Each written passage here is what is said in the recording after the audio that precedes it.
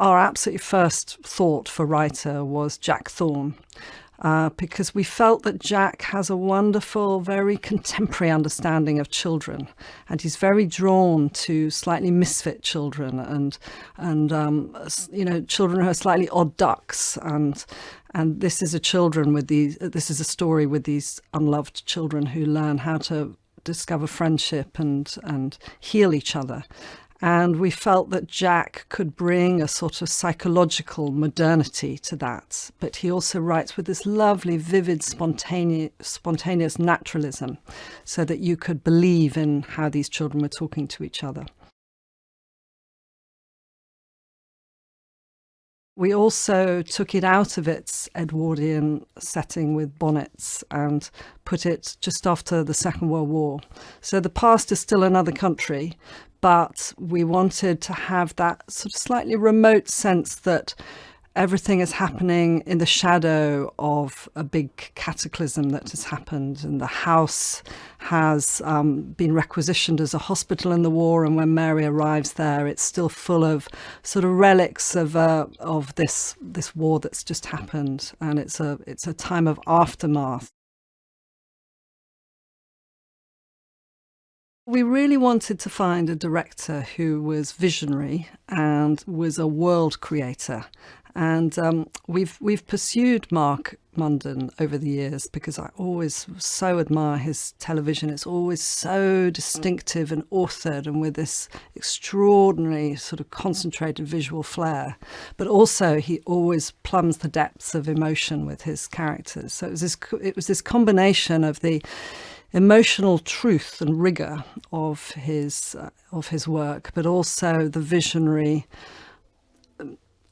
this very authored envisioned worlds that he always comes up with. The great thing about The Secret Garden is it really does have at its heart this extraordinarily vivid story. And it's not just about a pretty garden and about a girl gambolling amongst the flowers. It is also about this dark and brooding Gothic house full of secrets. And it's full of peril, and she's this intrepid child who has to creep through corridors and try and discover mysteries. And so you've got this wonderful mix of the dark, spooky house full of mysteries and secrets, and then the light world of this fantastical garden full of flowers and blossoming and lightness. Mary Lennox begins this very closed, broken, damaged child, and she could either choose the dark or the light, and she takes the path to the garden and brings the broken people from Misselthwaite into the garden and heals them. She heals Colin, she reunites him with his father. So it's a great mythic story of a child on a fearful odyssey, but choosing the path of light over darkness. We couldn't be more fortunate than with Julie Walters and Colin Firth for this film. They are both so perfect for their roles. Interestingly, while we were doing auditions for Mary, I was doing some of the reading of Archibald's lines, and this was before Colin Firth had agreed to do it.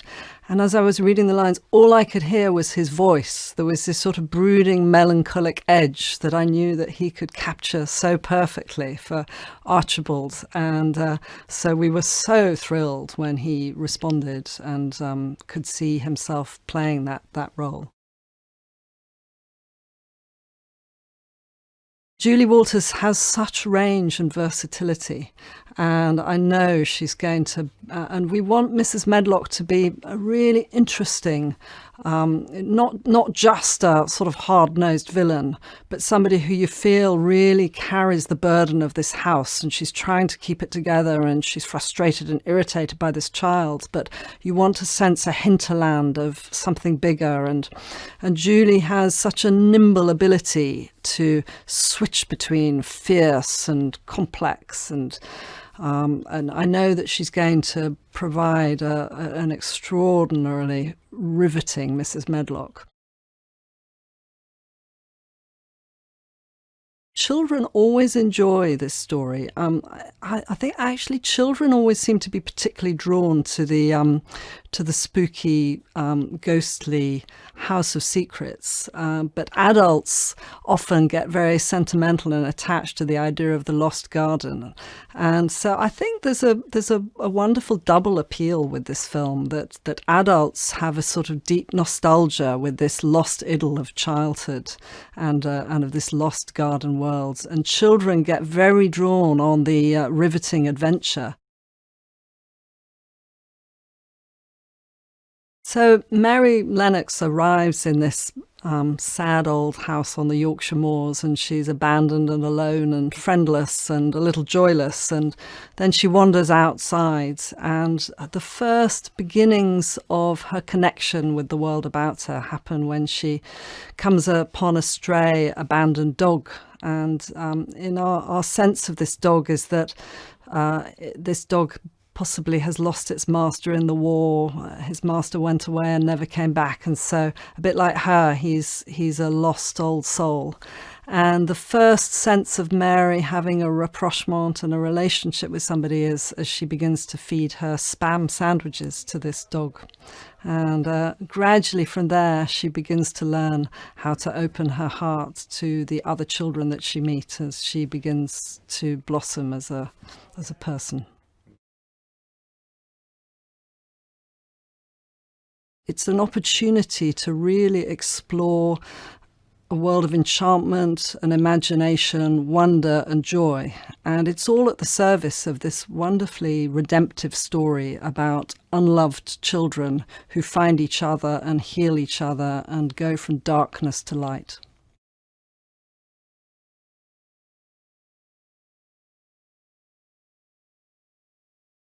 The Secret Garden is a universal story. It's been published all over the world, and I think is as relatable today as when it was first published in 1911. There is so much in this story, and I think in particular in the way that Mark Munden is telling the story, that will appeal around the world. I mean, it's set in the UK. It's set largely in the countryside in the UK, but its themes, its ideas resonate globally. I mean, it's about wonder and friendship and family and grief and the power of friendship and bonds to overcome boundaries and to overcome issues and to overcome grief, things that hold you back. Archibald, who is played by Colin Firth, who brings such heart and warmth to his character. He's a character who's quite shut down through a large part of the story. He is grieving. His wife has died, and it's put him in a shell, and also his son into a shell of sorts. And what is so beautiful is that in spite of this, and in spite of the darkness and trauma that he's going through, Colin Firth brings an authenticity and an intelligence and an empathy and a sympathy. The audience will empathize with him and feel for him so strongly. Julie is just a joyous spirit. You know, there's no airs or graces about Julie. She's here to work and she's here to have fun, and she's just the most wonderful spirit to have around. She's also a brilliant actress, and like Colin Firth, brings, you'll immediately care for her and feel for her. She has an incredible range. I mean, you look at the breadth of her work and it's astonishing.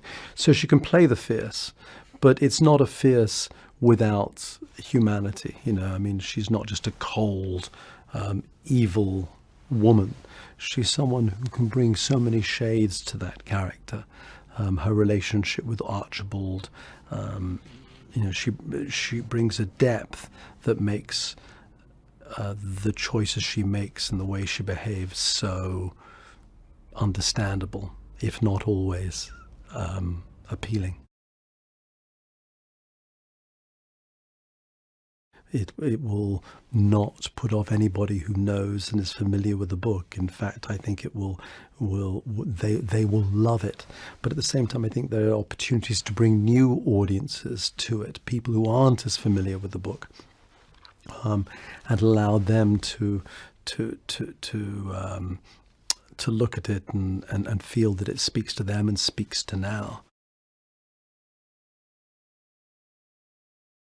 In Mark's hands, Mark Munden, who is such a brilliant director, I think that this telling, and this story's been told a couple of times before on film, but this particular telling will be the most immersive telling that we've seen. Mark is a brilliant director, always seeking truth in performance, very energetic in his portrayals, in everything that he does. There's real dynamism, and I think that this telling will be, this adaptation will be very faithful, very immersive, very accessible.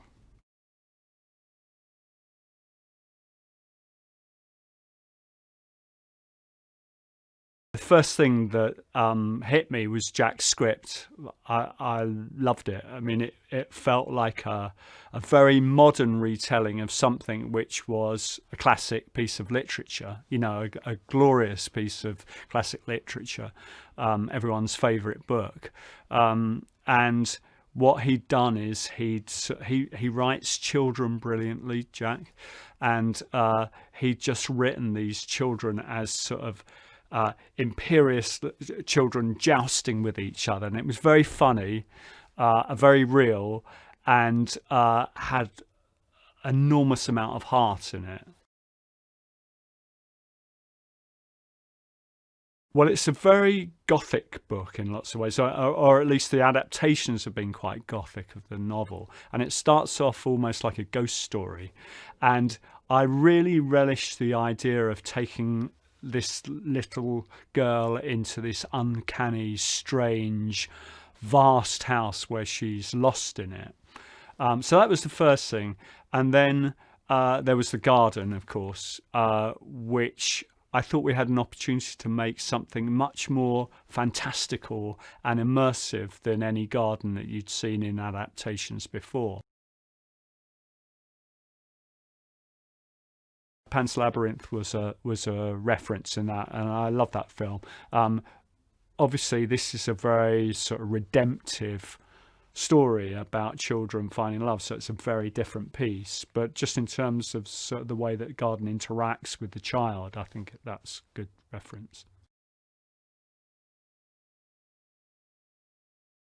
What is really apparent in the book is it's psychologically really rich and contemporary, and it feels like the audience are ready for a sort of a really complex, dense psychological version of The Secret Garden. And I think, you know, the thing is that it's just that, you know, the garden is full of wonder. It's a beautifully redemptive story, and I think it's about seeing these children blossom in the same way as the garden blossoms as they clear away the weeds and leave the plants to do their thing.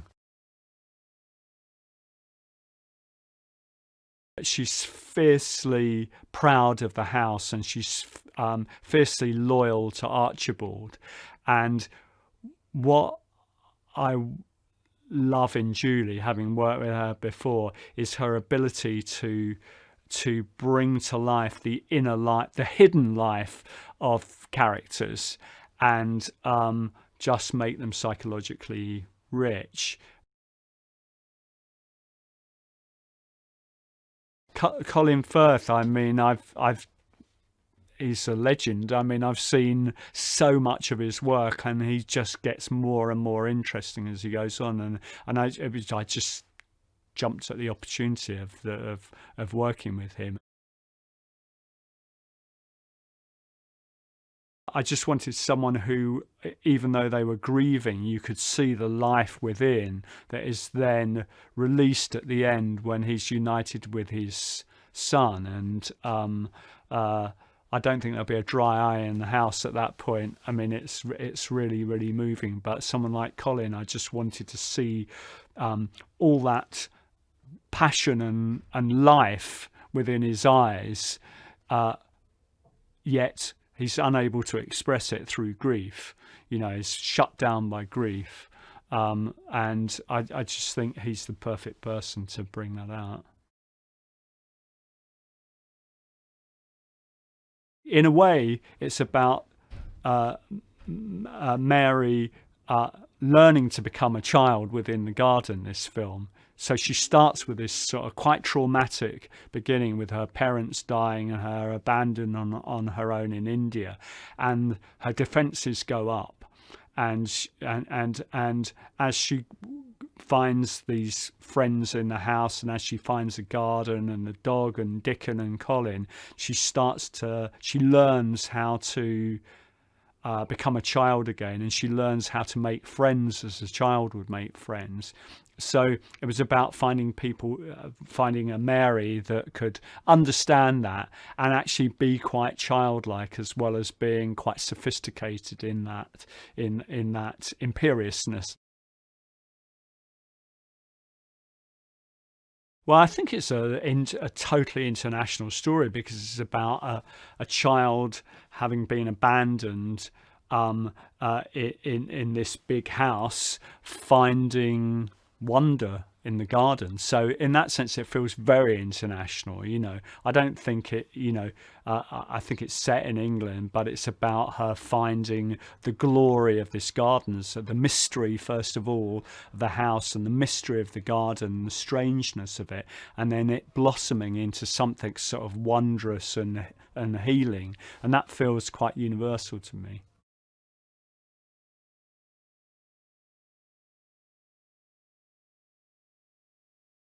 I play a character called Martha, and Mary first meets her when she comes to England, and she goes to the house in Yorkshire, and I come into her room and she thinks that I'm her personal servant.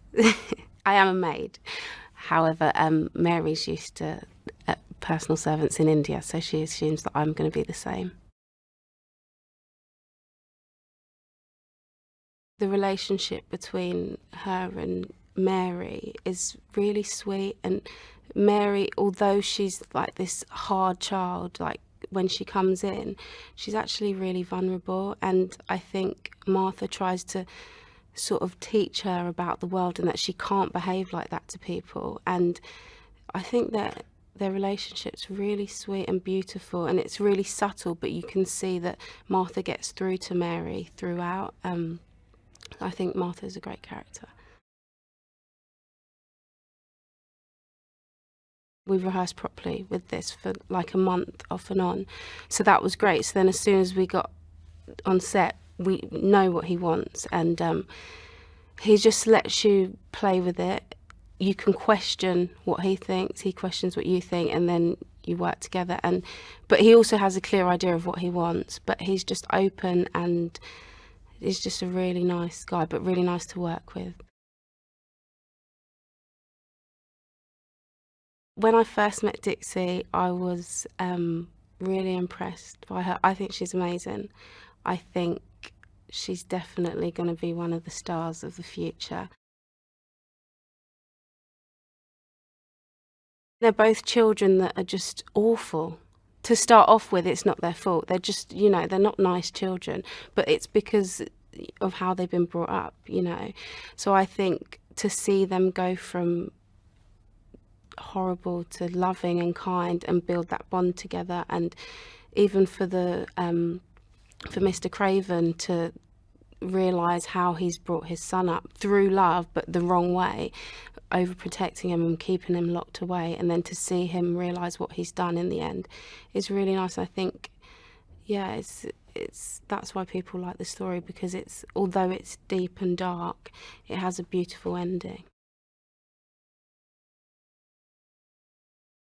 They've wanted to keep all the elements and the feel of the old story, but then just give it a modern twist, and I think they've done it really well. They're two British iconic actors. It was, when I found out who I was playing against. I couldn't believe it. It's amazing. And also, the first day I came to set, they were already shooting a scene, and I was just standing by. And even before that, in rehearsals, when I first met Julie, who's absolutely lovely, they're both lovely, and I was just watching as they rehearsed, and it was like a masterclass in acting, and I just couldn't take my eyes off them. And then it's like, right, okay, get into character, focus on yourself, don't show yourself up, you know. To work with them has been amazing.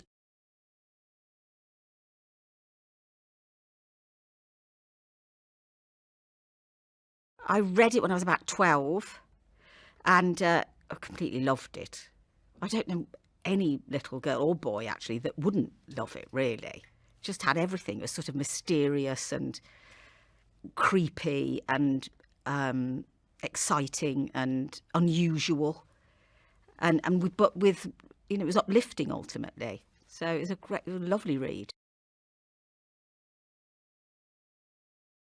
I loved the script. Obviously, I'm too old now to just do things for my career. So I did it because I loved the script, and I felt it was true to my memory of the book. Mrs. Medlock is the housekeeper at Misselthwaite Manor, and she's the first person from Misselthwaite Manor that Mary, our lead character, meets. She's my age, obviously, so she's 68, and so she's Victorian, really, in many ways, and is completely and utterly bewildered by Mary and the way she speaks and the way she sees things. She says, you're an odd duck, things like that. She can't make her out at all. She's constantly, throughout the film and throughout the script, she's wrong-footed by her. She is very, very faithful, possibly a little bit in love with Archibald, you know, in a distant kind of way. Very, very protective of him. And the house, the running of the house, is a huge burden, which she takes on completely, because, I mean, it's a huge house and very run down since the war. And she's really in charge of trying to get it up and running and back the way it was. And she's also more importantly, dealing with Archibald and his depression and his state of mind. So, you know, she's got a lot to do. So you can see why she's harried. But we've never had a scene together, I don't think. So this is the first time we've actually acted together, although we did Mary Poppins and Mamma Mia. We sort of in scenes in Mamma Mia, but not really. We don't sort of act opposite one another. So that's been lovely. Lots of gossiping, lots of chatting. It's been great to work with him. He's fantastic to work with because he's so good. Dixie is extraordinary.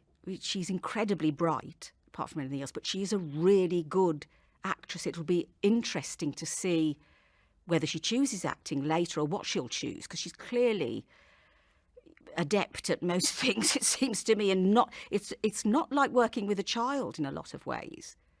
You can have proper chats. I mean, we've been discussing Donald Trump and all sorts, you know, and she's really lovely. We're very lucky that we found somebody so great. I was thrilled when I heard that Mark Munden was directing this and that they were interested in me, because I've worked with him before and it was an amazing experience. He is a wonderful director. So to see him directing a film is just fantastic. For me, what came out in this adaptation and of The Secret Garden and this filming of it is that it was about neglected people, and I found that very moving. People who are isolated and neglected and possibly depressed, and how through one another they find light.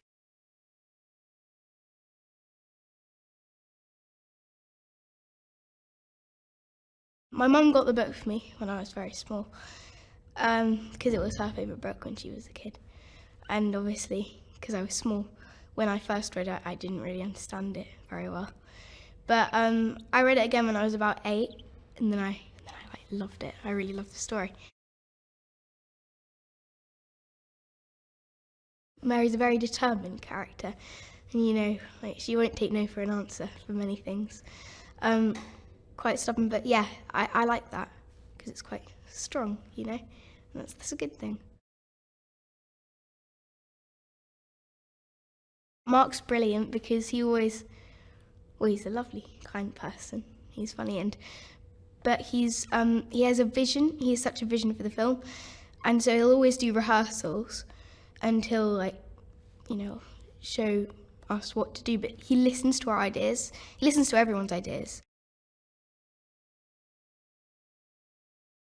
Both of them are really, really inspiring because obviously they're so experienced, but they're also like really lovely people. And Julie's so funny, and Colin is just, he's so lovely, and they're both really inspiring and brilliant to watch. And they were so much fun to work with. The gardens are so beautiful. They're going to look more beautiful in the film, but honestly, I actually, for some of them, I'd never really seen anything like it. It was weird. Yeah, it was a thing, the dance everyone was doing at school. And obviously, since I just come out of school, it was sort of, and all the kids knew about it. And we thought it would be fun to try and teach some of the adults. So Colin and Julie, they did their best, but you know, I think it's safe to say, yeah, they needed a bit more work. But apart from that, everyone else could sort of do it, sort of. Even Mark had a go. I hope that when people see the film, it might remind them that actually, you know, nature's really beautiful, because myself included, we all spend a lot of time on our phones and stuff, and on, you know, Xbox and all that. But if you remember to go outside and see that nature is actually very beautiful and healing, as it is in the story. So yeah, I hope they remember to look up from their phones, I guess, yeah.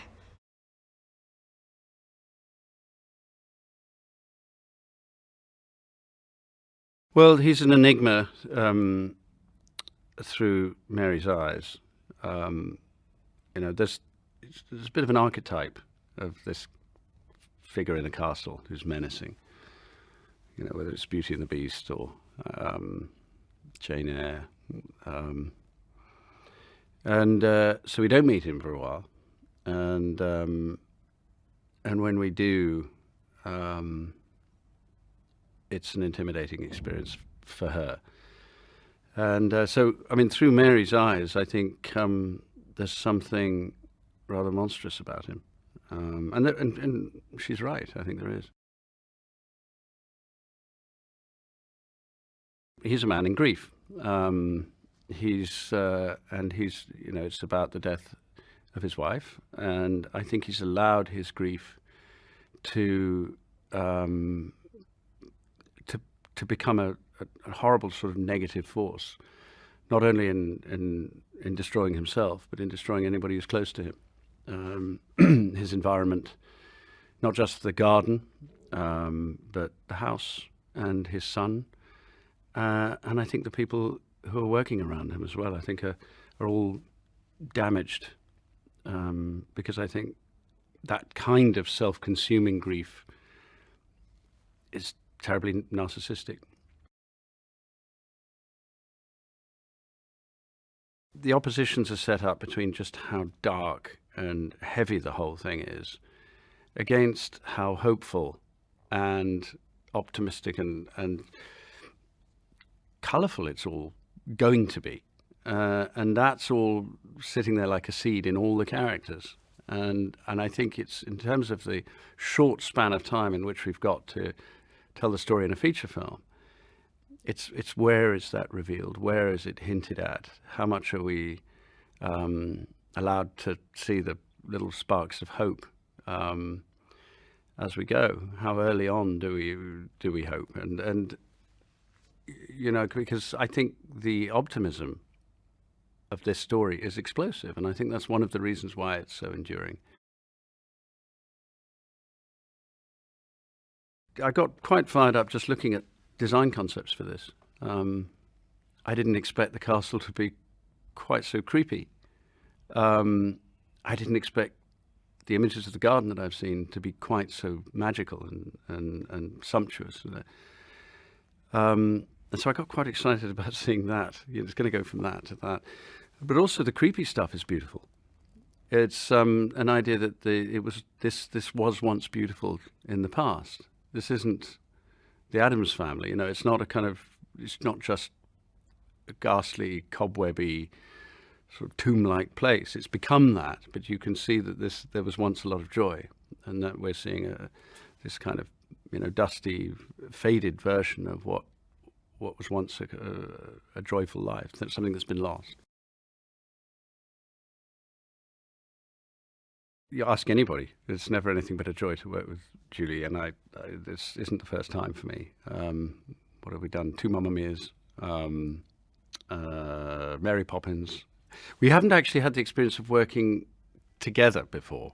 We've often been in separate scenes in the same film, so this is the first time we've actually been joined at the hip for a number of scenes, and it has been an absolute delight to really get to know somebody better who I've actually known a little bit for more than a decade. I find Dixie, Amir and Eden astonishing. From rehearsals onwards, it's actually quite chastening. You know, you come in there thinking you're the elder statesman and the old pro, and realizing you've got a thing or two to learn. Technically, they're extraordinary. They are indefatigable. They're always word perfect. And, you know, I'm the one who's getting confused and never, you know, wondering, missing my mark and all that sort of thing. So they put us all to shame, and they're an absolute delight to have around.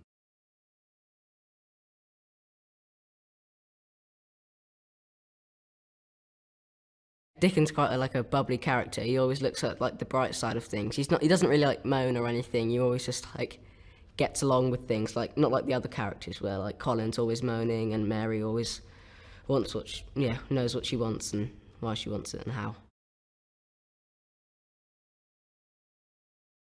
He's never really upset about anything. Like you never really see Dickon like upset apart from one part in the movie, but he's always really happy and bubbly. Yeah, and he always looks on the bright side of things. He's always like there for the others when they're in need, and he doesn't really want to like get on the bad side of anyone. He just goes along with everything. Mark's really nice. He's good because like he knows what he wants and how he wants it. So he's not afraid to like take another take, or he likes to take his time and get it right, which is really good. And he always gives you like tips and stuff and how to play this better or say that line like that, and it's really helpful.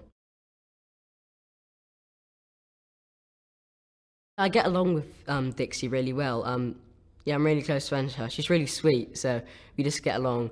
We're into the same things, we're into the same games, so yeah, we built a friendship quite early on into the rehearsal process, yeah.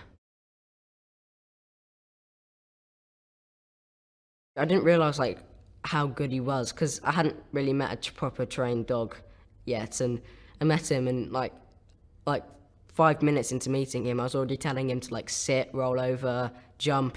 He's really well trained here, it was good.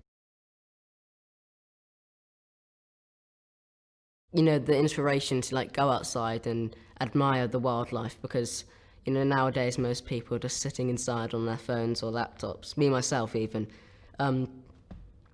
So hopefully they get inspired by it to like go out and admire the nature.